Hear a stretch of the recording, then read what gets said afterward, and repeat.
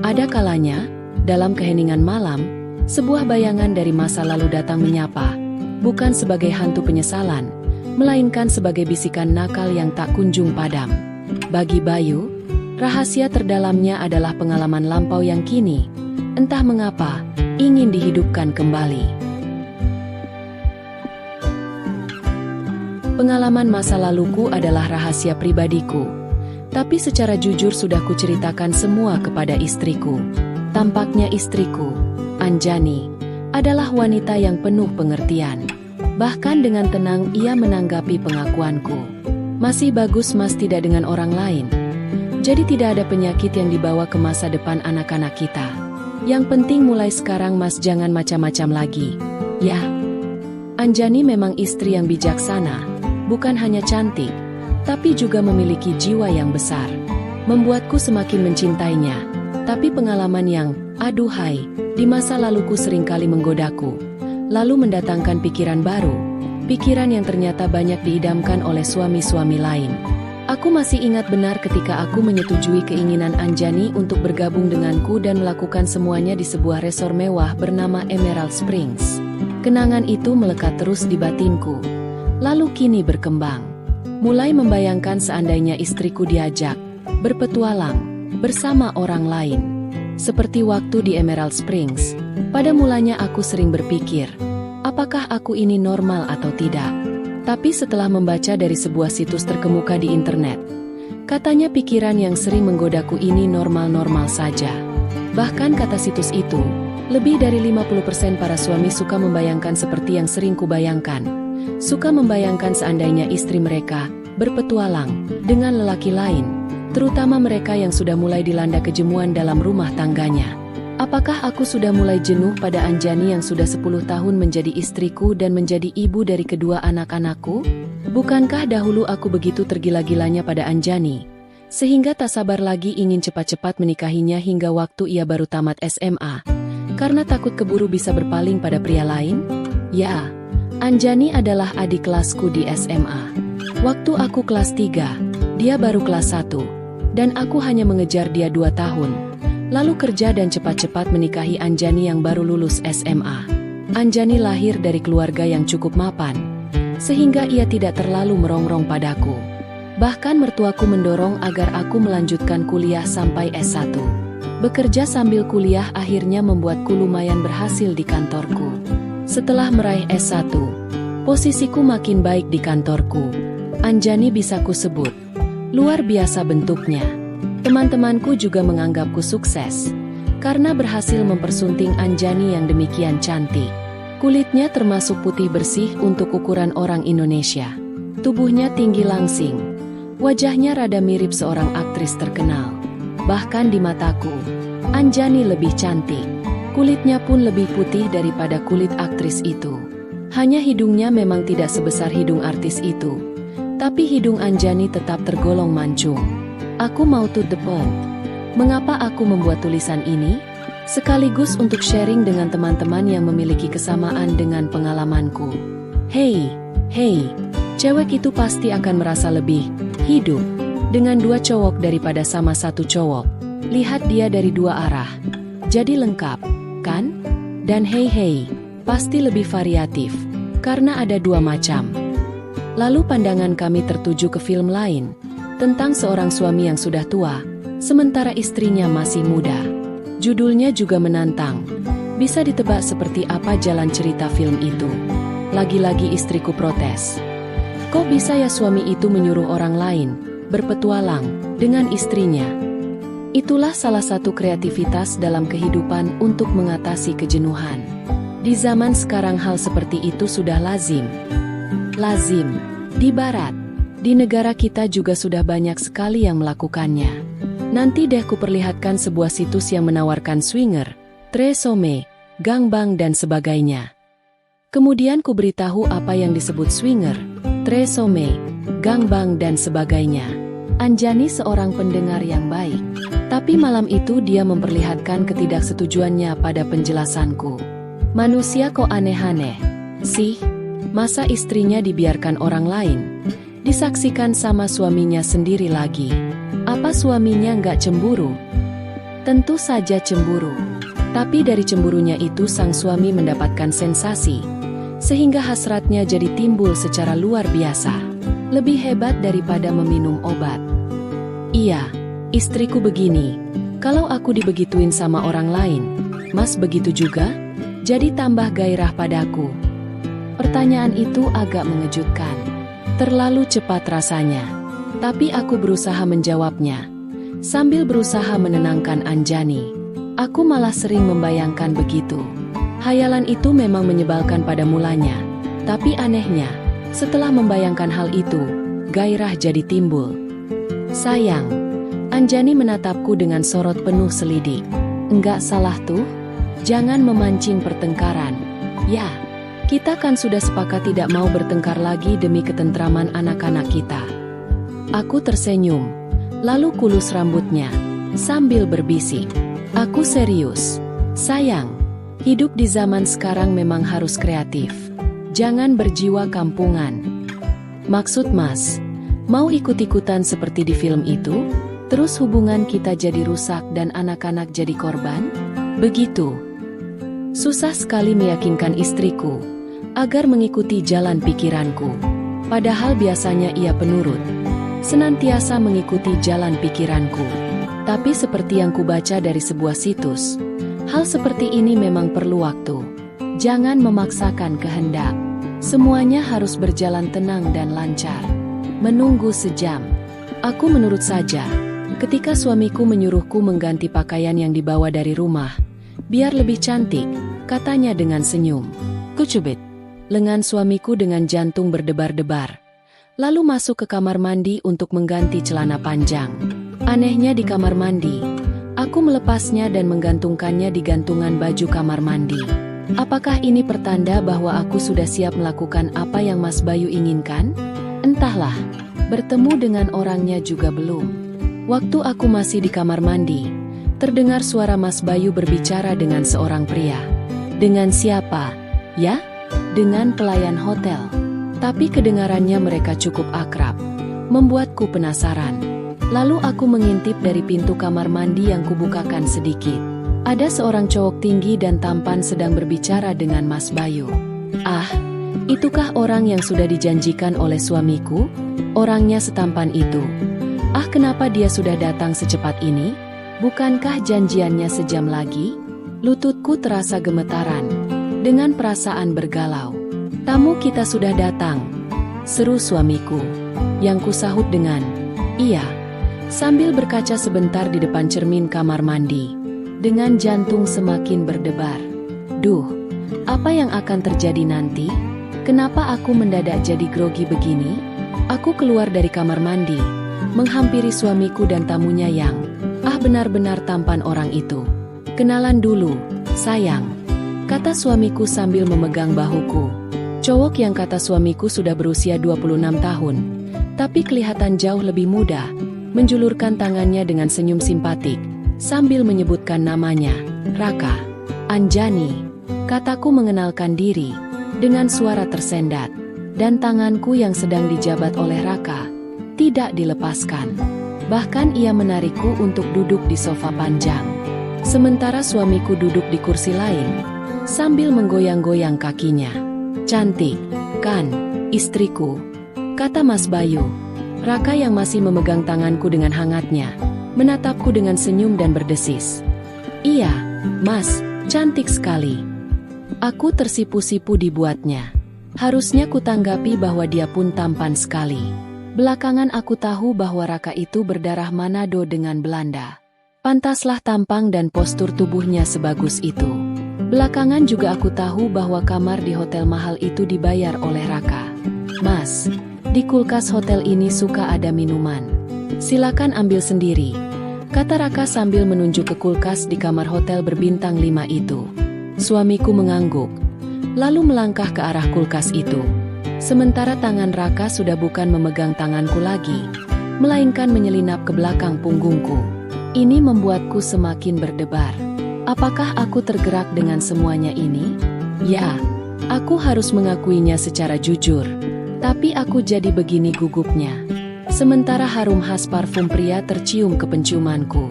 Hebat, Seru suamiku sambil mengeluarkan beberapa botol minuman dari kulkas. "Anjani suka ini, kan?" kata suamiku sambil mendekatkan botol martini ke dekatku. Dulu, di depan orang lain, Mas Bayu suka memanggilku dengan sebutan sayang, sebagai tanda menghargaiku. "Tapi Tequila lebih bagus," kata Raka, memicu semangat. Aku pernah mendengar bahwa Tequila bisa membuat wanita jadi bergairah. Tapi aku belum pernah mencobanya. Aku memang bukan peminum, tapi sesekali bolehlah. Apalagi saat itu, aku merasa butuh keseimbangan. Mungkin bisa dibantu oleh minuman. "Iya, Mas, aku ingin coba Tequila," kataku sambil berusaha menenangkan diri. "Aku whisky saja, biar terasa grand," kata suamiku. "Aku juga whisky, Mas," kata Raka sambil menyentuh kakiku tanpa ragu. Aku terkejut, tapi diam saja. Bahkan, aduh, aneh. Tubuhku terasa lemas mendapatkan sentuhan ini. Aku sudah ingin merasakan perjalanan ini, tapi aku harus menahan diri. Kubiarkan saja Raka mempermainkan dulu. "Minta lagi Tequilanya, Yan," bisikku. Raka mengangguk, lalu menuangkan Tequila ke gelasku. Kuteguk setengahnya. Lalu aku merasa semakin bergairah. Sesekali aku melirik ke arah Mas Bayu yang masih tampak di keremangan, masih asik menonton TV, dan aku tak tahu lagi apa yang harus kulakukan. Ketika Raka melepaskan semua sentuhannya, aku hanya merebahkan diri, ingin segera merasakan perjalanan itu yang sebenarnya. Maka kucubit-cubit bahu Raka sebagai isyarat agar dia menghentikan kegiatan itu, lalu mulai dengan perjalanan yang sebenarnya. Tapi bagaimana dengan suamiku yang tampak masih asik menikmati minumannya? Raka mengerti apa yang kuinginkan. Aku terkejut, tak menyangka Raka akan meminta lampu dinyalakan lagi. Padahal aku sedang di puncak perjalanan tersebut. Dan kamar ini jadi terang kembali. Tepat pada saat Raka tinggal mendorong saja. "Mas, mohon izin," kata Raka sambil menoleh ke arah suamiku. Aku juga menatap suamiku, seolah-olah minta izin juga. Mas Bayu menghampiri kami, mengelus pipiku sambil tersenyum. "Ya, lakukanlah. Ini rahasia kita bertiga. Orang luar takkan ada yang tahu." Tanpa basa-basi lagi Raka langsung melakukan perjalanan yang kutunggu dari tadi. Dari sekian lama perjalanan itu, aku sudah berkali-kali beristirahat. Hingga pada akhirnya, perjalanan itu telah sampai, dan menikmati pemandangan yang sangat indah. Rasanya baru sekali ini, aku meresapi arti menikmati pemandangan ini, bukan dengan suamiku pula, dan membiarkan keringatnya membanjiri semua itu. Oh, indahnya malam yang penuh petualangan ini, seakan takkan berujung, seakan napasku sudah menyatu dengan perjalanan baru ini. Nasihat pembelajaran. Pencarian sensasi dan variasi dalam sebuah hubungan dapat membawa seseorang melintasi batas moral, menjerumuskan ke dalam labirin keinginan yang berpotensi menghancurkan nilai-nilai pribadi. Hasrat terlarang, meskipun tampak menggoda, seringkali berakhir dengan kekosongan batin dan Berselang hampir 1 jam mencoba berbagai cara. Aku sungguh bahagia sekali malam itu, karena akhirnya berhasil dengan seorang wanita yang telah lama menjadi impianku. Akhirnya, kami berdua pun mencapainya secara bersama-sama. Aku letih, begitu juga dengan Nyonya Sarah. Setelah berbagai keintiman, pelan-pelan, matanya dibuka. Aku pandangi, dan terlihat terpancar kebahagiaan di wajahnya. Aku juga begitu. Malam itu, kami tidur bersama. Menjelang matahari terbit, aku terjaga dengan semangat baru. Kisah ini merupakan fiksi yang terinspirasi dari realitas, di mana semua nama individu, lokasi, dan detail spesifik telah diubah demi menjaga privasi dan sifat non-fiksi. Jika ditemukan kesamaan nama, tempat, atau detail lainnya, hal tersebut hanyalah kebetulan semata. Aku adalah Arya, seorang pengemudi muda berusia 25 tahun yang beruntung bisa bekerja di sebuah firma transportasi besar yang melayani rute antar provinsi. Aku dikenal sebagai pengemudi yang andal dan disukai banyak penumpang karena sikap ramah dan cara mengemudi yang tenang. Walaupun sering ditawari untuk menjadi pengemudi pribadi, aku selalu menolaknya. Keberuntungan lain dalam hidupku adalah menikahi seorang wanita cantik bernama Maya, yang berasal dari keluarga cukup berada. Dan yang paling luar biasa, setelah menikah, aku tidak harus tinggal di kediaman mertua. Maya dan aku memilih untuk hidup mandiri. Maya memiliki adik perempuan bernama Dewi yang masih duduk di bangku sekolah dasar kelas 4. Jarak usia mereka cukup jauh karena kesibukan ayah mertuaku yang membuat mereka baru bisa memiliki anak kedua setelah beberapa tahun. Suatu hari, karena kebiasaan mertuaku yang sering bepergian, mereka memintaku untuk menjadi pengemudi pribadi bagi Dewi, yang sering membutuhkan antar jemput ke sekolah dan kegiatan lainnya. Tentu saja aku tidak keberatan. Ini malah menjadi kesempatan untuk membantu mereka sekaligus mendapatkan sedikit penghasilan tambahan. Nyonya Sarah, ibu mertuaku, yang sering berada di rumah, ternyata sangat suka mengobrol. Aku jadi semakin sering berbincang dengannya. Nyonya Sarah adalah wanita yang sangat pandai menjaga penampilannya. Dia selalu mengenakan pakaian yang rapi dan elegan, bahkan di rumah. Sewaktu di rumah, Nyonya Sarah gemar memakai pakaian yang sedikit konservatif, membuatku berpikir dan penasaran dengan apa yang ia sembunyikan di baliknya. Namun aku tahu bahwa sebagai seorang menantu, aku harus sangat berhati-hati. Aku tak ingin membuat situasi menjadi canggung atau membahayakan hubunganku dengan mertuaku. Hari demi hari, aku merasa semakin tertarik dengan sosok Nyonya Sarah. Keanggunan dan kecerdasannya membuatku semakin kagum. Walaupun aku tidak pernah menunjukkan ketertarikanku secara langsung, perasaan itu semakin menguat setiap kali kami berbincang.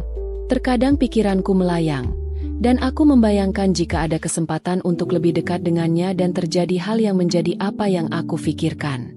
Namun aku sadar bahwa aku harus menjaga sikap. Meskipun demikian, hubungan yang aku bangun dengan Nyonya Sarah semakin akrab. Di balik sikap hati-hati, ada rasa kagum yang sulit aku hindari. Setiap kali selesai mengantar Dewi ke sekolah, aku sering mengobrol dengan Nyonya Sarah. Kadang kami membahas topik ringan, kadang juga topik yang lebih serius.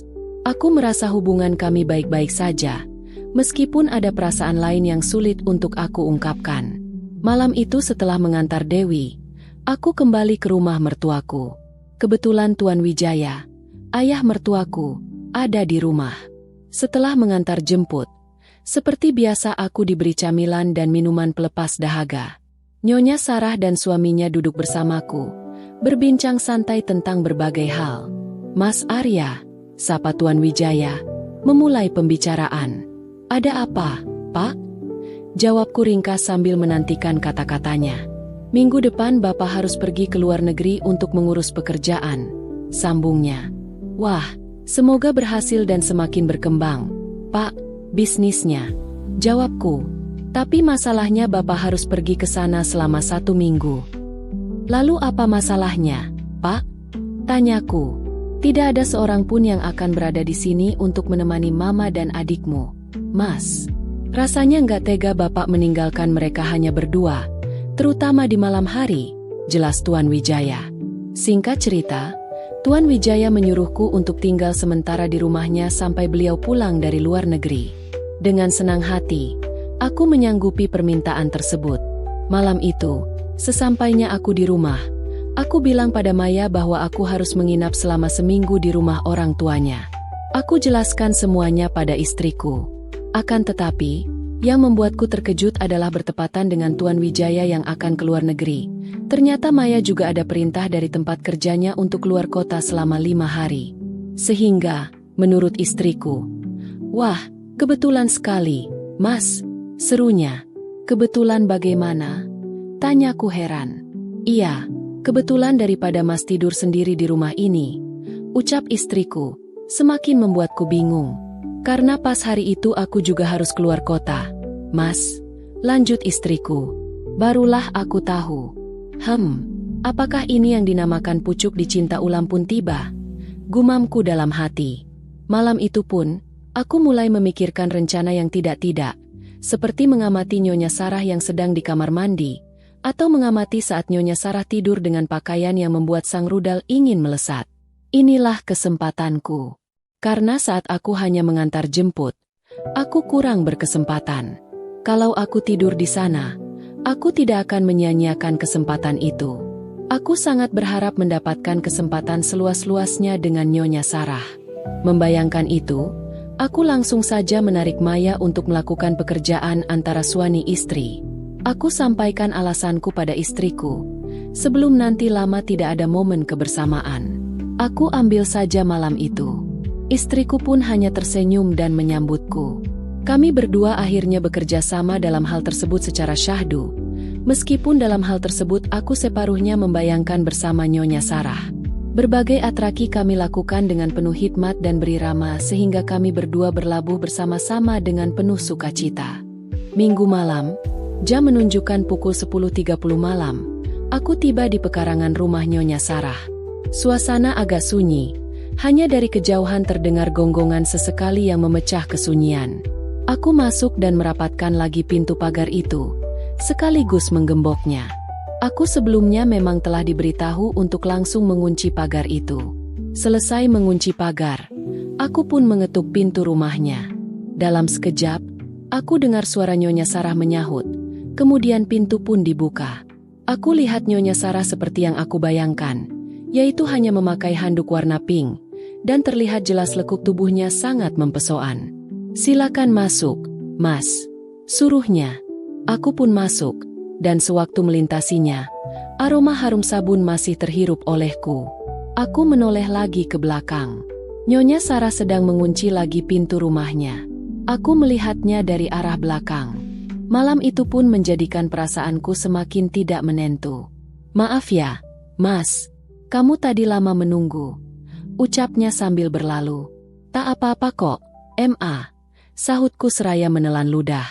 "Mama mandi tadi?" "Iya, Mas. Jelas ibu mertuaku." "Duduk dulu, Mas. Mama mau ganti baju dulu," sambungnya sambil menuju ke lantai atas. Mataku tidak lepas darinya sampai hilang dari pandangan. Aku pun duduk di sofa sambil bermain HP. Tidak lama kemudian, Nyonya Sarah pun turun, tetapi tidak langsung menemuiku. Dia terus melangkah ke dapur. Tidak berselang lama, ibu mertuaku pun datang ke ruang tamu dengan 2 gelas air sirup di tangannya. Nyonya Sarah mengenakan pakaian tidur warna pink dan tidak berkerudung seperti biasanya, sehingga menampakkan siluet yang memikat di mataku dan sang rudal. Sesaat dia menunduk, meletakkan air di atas meja, sehingga dia tidak hanya menyuguhkan air itu saja, tetapi sekaligus menyuguhkan sesuatu yang begitu mempesona di mataku. Spontan aku pun menjadi tak karuan. "Silakan diminum, Mas," ucapnya sambil duduk berhadapan denganku. "Terima kasih, Ma," aku menjawab sambil mengambil air sirup yang terhidang. "Terima kasih karena Mas Arya sudah bersedia datang." Nyonya Sarah membuka pembicaraan. "Mana si adik, Ma?"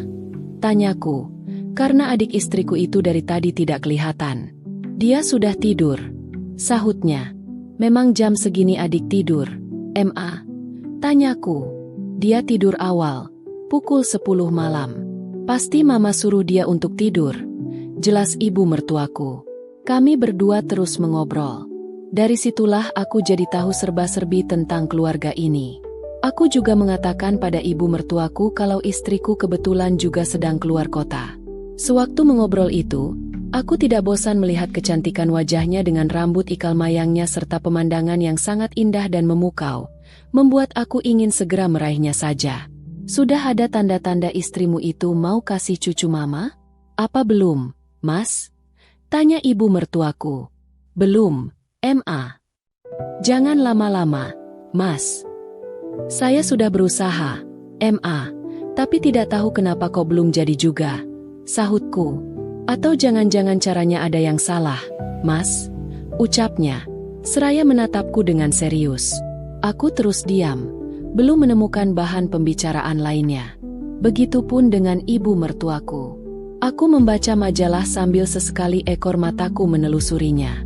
"Ayo, Mas, ibu tunjukkan kamarmu," ucap ibu mertuaku, seraya berdiri dan berjalan ke lantai atas. Aku pun mengikutinya dari belakang. Aku terus memperhatikan lenggoknya saat menaiki tangga. Rasanya ingin aku sentuh dan melakukan gerakan istimewa. Tapi apa daya aku masih takut dikira tidak sopan.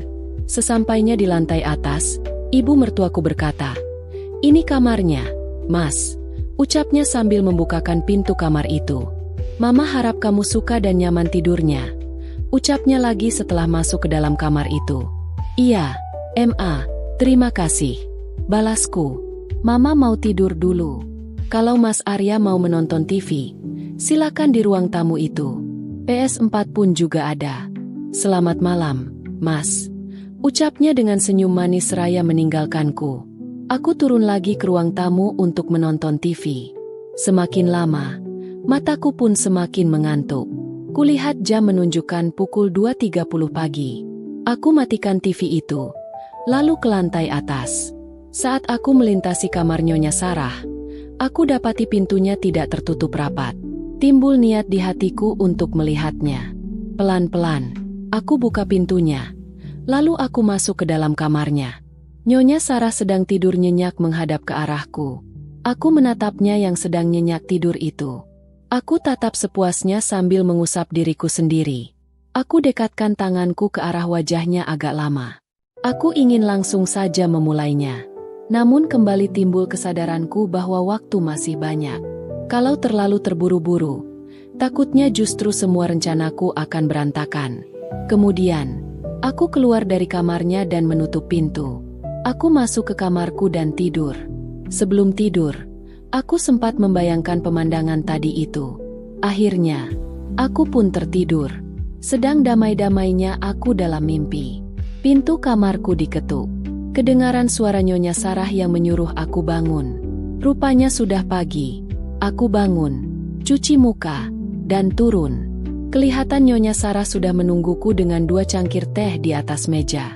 Dia masih berpakaian tidur berwarna pink. Aku minum teh yang sudah dihidangkannya itu. Malam pertama belum spektakuler. Bagaimana di malam kedua nih? Mari lanjut ceritanya. Di malam kedua, seperti biasa, aku tutup dan kunci pagar rumahnya. Saat pintu rumah dibuka, Nyonya Sarah aku lihat sudah berpakaian tidur, sejenis daster. Tetapi masih harum aroma parfumnya. Setelah itu, aku dipersilakan minum sambil kami mengobrol panjang lebar sampai mata mengantuk. "Mas Arya, Mama mau tidur dulu," katanya sambil melihat jam dinding yang menunjukkan pukul 11.30 malam. "Oke, Ma," balasku singkat. Tiba-tiba, Nyonya Sarah turun dan terus ke dapur. Ketika itu, jam menunjukkan pukul 12.30 malam. "Mungkin haus," kata hatiku. Tidak lama kemudian, Nyonya Sarah kembali dan langsung menaiki anak tangga.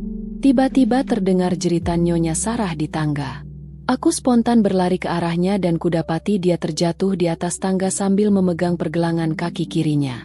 Wajahnya berkerut menahan sakit. "Kenapa, Ma?" tanyaku seraya duduk di hadapannya. "Mama terkilir, Mas," ucapnya sambil meringis. "Mana yang sakit, Ma? Coba saya lihat," balasku sambil memegang dan memijat-mijat mencari bagian yang sakit. Dengan pengalaman yang aku dapatkan dari temanku seorang tukang pijat, aku tahu sedikit tentang cara menangani hal seperti ini. Aku terus memijat dan mengurut daerah pergelangan itu. Sesekali, dia menjerit kecil karena kesakitan. "Aduh, sakit Mas," ucap Nyonya Sarah menahan sakit. "Bisa jalan, Ma?" tanyaku. Nyonya Sarah tidak menjawab. Dia mencoba bangun dan berdiri. "Tak bisa, Mas," jawabnya sambil mengerutkan muka. "Mari, Ma, saya bantu," balasku. Nyonya Sarah setuju. Dia memegang leherku dengan tangan kirinya. Aku pun memapahnya naik. Pelan-pelan, aku teruskan langkah. Tiba-tiba, kakinya tergelincir lagi. Dia hampir terjatuh. Aku segera menyambutnya dengan melingkarkan kedua tanganku. Nyonya Sarah pun turut bergantung di leherku dengan kedua tangannya. Dan pada saat itu aku baru tahu ternyata Nyonya Sarah tidak memakai aksesorisnya. Mungkin Nyonya Sarah memang tidak pernah memakainya saat tidur. Gumamku dalam hati. Aku melambatkan langkah agar dapat memanfaatkan situasi itu lebih lama dan sesekali tanganku berbenturan dengan milik Nyonya Sarah. Sesampainya di kamarnya, aku masuk dan menutup pintu. Biar saya urut sedikit, Ma. Kataku sambil tanganku sudah berada di pergelangan kakinya. Aku terus memijat dan mengurut dengan pelan. Aku alirkan urutan dari atas ke bawah hingga ke jari kakinya. Cukup lama. Aku mengurut bagian yang sakit itu. Masih sakit, Ma? Tanyaku. Sudah kurang sedikit, sahutnya. Aku terus mengurut. Aku semakin nekat. Ibu mertuaku seolah membiarkannya. Hanya sesekali wajahnya berkerut menahan sakit. Aku teruskan mengurut. Keinginan itu datang dan semakin sulit dibendung. Aku lihat Nyonya Sarah diam saja. Aku semakin jauh lagi dalam langkah dan sesekali aku beralih ke daerah lain. Tidak tampak tanda protes di wajahnya. Matanya kelihatan terpejam. Kesempatan semacam ini jarang terjadi, pikirku. Pintar mengurut juga ya. Aku terkejut. Bersamaan dengan itu, aku melepaskan tanganku.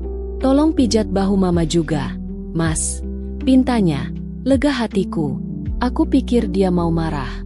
Tetapi rupanya, mau aku pijat yang lainnya juga. Nyonya Sarah bangun duduk dan membelakangiku. Selanjutnya, aku menjalankan perintahnya. Semakin lama ibu mertuaku pun semakin membuka peluang itu untukku. Tentu saja, aku tidak menyia-nyiakan kesempatan itu. Seakan mendapat angin, aku pun segera memulainya. Dan ternyata, ibu mertuaku pun menyambutnya. Mata kami bertatapan, tiada kata-kata yang keluar. Entah siapa yang maju duluan. Tahu-tahu sudah terjadi. Aku sungguh bahagia sekali malam itu. Karena akhirnya berhasil dengan seorang wanita yang telah lama menjadi impianku. Berselang hampir 1 jam mencoba berbagai cara. Akhirnya, kami berdua pun mencapainya secara bersama-sama. Aku letih. Begitu juga dengan Nyonya Sarah. Setelah berbagai keintiman, pelan-pelan, matanya dibuka. Aku pandangi, dan terlihat terpancar kebahagiaan di wajahnya. Aku juga begitu. Malam itu, kami tidur bersama. Menjelang matahari terbit, aku terjaga dengan semangat baru. Nyonya Sarah terbangun, ternyata dia pun menginginkannya.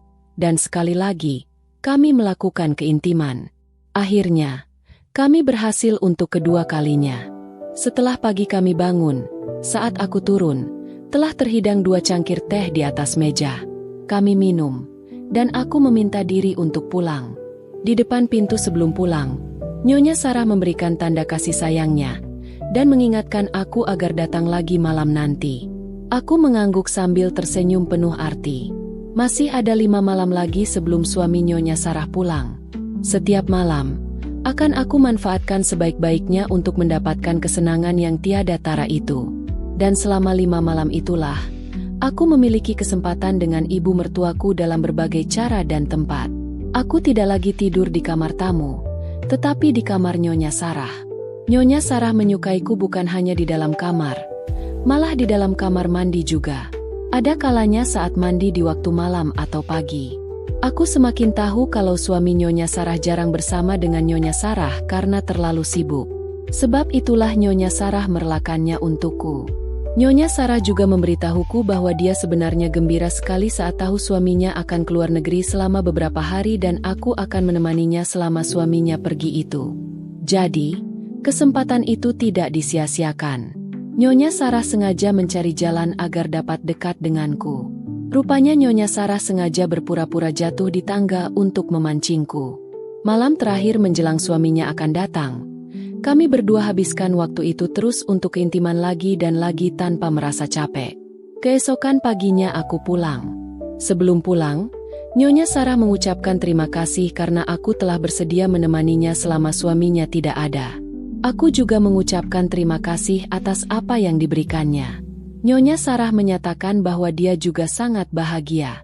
Dia mengatakan kalau tidak pernah mendapat kebahagiaan yang seperti itu dari suaminya. Hubunganku dengan Nyonya Sarah tetap terus berjalan. Sayangnya sampai saat ini suami Nyonya Sarah belum ada keperluan keluar negeri lagi. Tamat. Begitulah kisahku dengan Nyonya Sarah, ibu mertuaku sendiri. Tidak ada maksud untuk merusak moral, tapi di sini aku hanya berbagi pengalaman saja yang tidak untuk ditiru.